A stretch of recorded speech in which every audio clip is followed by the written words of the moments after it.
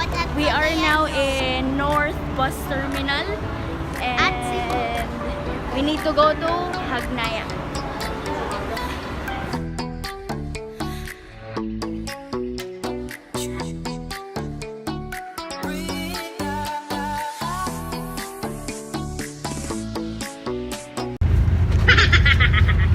So we bought food because it's a long drive, probably 3 or 4 hours going to the other port. So I bought hot dog and then beef loaf and then some Dunkin' Donuts and some eggs.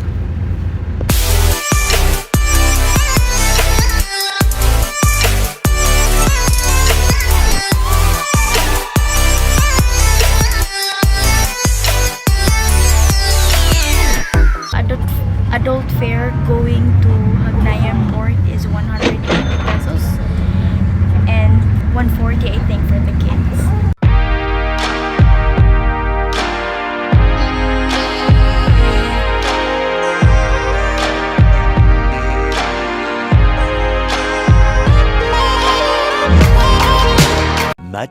Much later. We are now in Hagnaya Port and we're going now to get some ticket.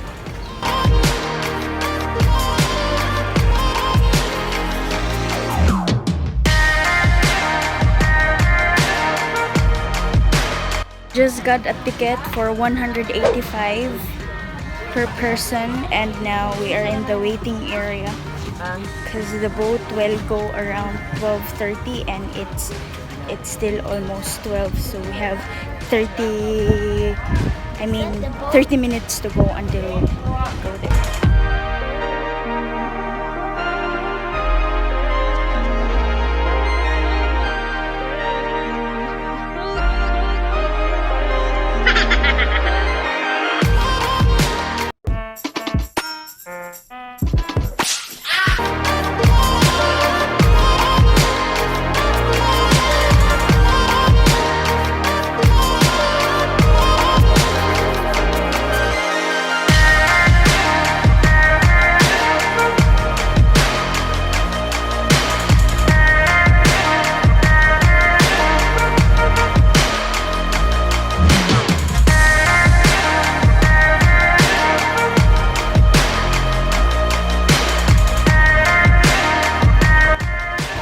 Hi guys, we are now inside the ferry going to Bantayan Island. Hi again! So, nagkadunggo na ta sa Bantayan Island. As you can see naman, blue na blue kaayo ang atuang sea, no? Oh, see? So, gadaking na may mga ka-Wildheart. And then, nagaatang sa mga sa gawas for the hotel. Hotel has a free port pickup. So, I hope everything goes fine here sa amuang laid-back trip.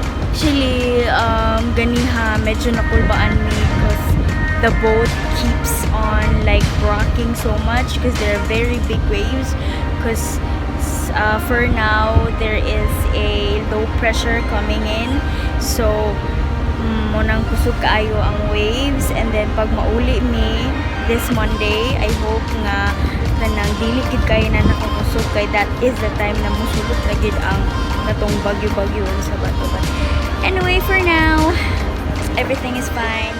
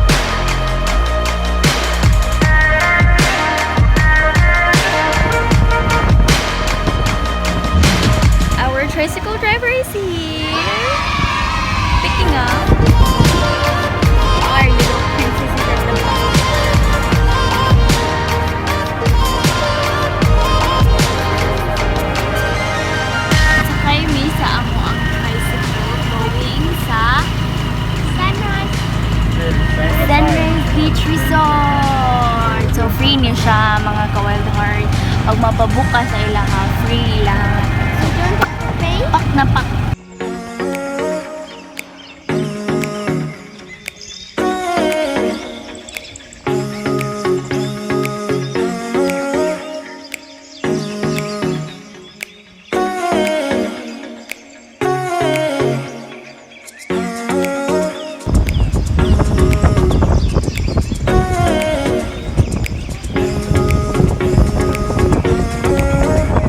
Na to sa amo ang accommodation. As you can see, those are rooms.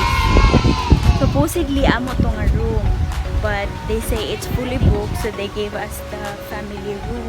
So as you enter the door, okay, natin yung refrigerator. No inside. Nothing is inside. It's automatic. And mineral water, and then the kitchen. Then the kettle, it's good. And then go to the CR. Oops, sorry that. So actually, duhan ni siya kabuok bedroom. So the first one is, I don't know what this is. Okay. This is for the laundry. This will be the first. This is so lovely. Yeah. Charot, parang honeymooner. So look, oh. Look. Oh, may pa-bird.